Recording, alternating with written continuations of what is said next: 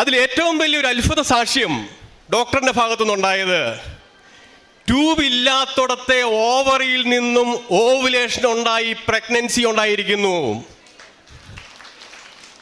ട്യൂബില്ല. വൈദ്യശാസ്ത്രപരമായിട്ട് നമുക്കറിയാം, ഒരു അണ്ഡാശയത്തിൽ നിന്നും അണ്ഡവാഹിനി കുഴലിലൂടെ വന്ന് അണ്ഡവും ബീജവും ചേർന്ന് അവിടെ ഒരു എംബ്രിയോയായി ഗർഭപാത്രത്തിലേക്ക് മൂവ് ചെയ്ത് അങ്ങനെയാണ് പ്രഗ്നൻസി ഉണ്ടാകുന്നത്. അതാണ് വൈദ്യശാസ്ത്രം. ഞങ്ങളുടെ കാര്യത്തിൽ അവിടെ ട്യൂബില്ല. ട്യൂബില്ലാത്തിടത്ത് പ്രഗ്നൻസി ഉണ്ടാകുന്നു.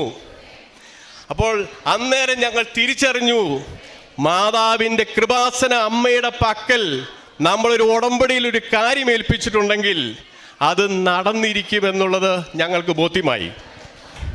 ലൂർദ് ഹോസ്പിറ്റലിലെ ഈ വർഷത്തെ 2024 ജനുവരി മാസത്തിലെ ആദ്യത്തെ കുഞ്ഞാണ് എൻ്റെ ഈ മാത്തുക്കുട്ടി.